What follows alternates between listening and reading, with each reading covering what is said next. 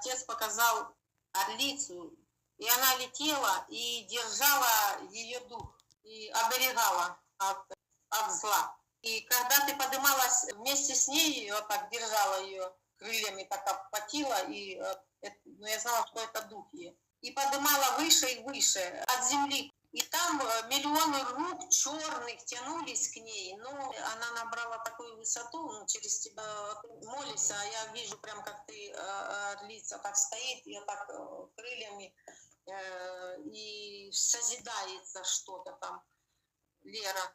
Она как меч, вот, перемещала ты ее, она была как субстанция, в то же время огромный меч, с ножен вышел, я так как удалялся от нее. И когда шло созидание, уже увидела я ее невестой, в красивом голубом платье, в духе красивая, и стоит перед тобою. И в то же время начала она размножаться. Ее стало не одна, а уже много таких девушек. И они как стрелою стали перед тобою.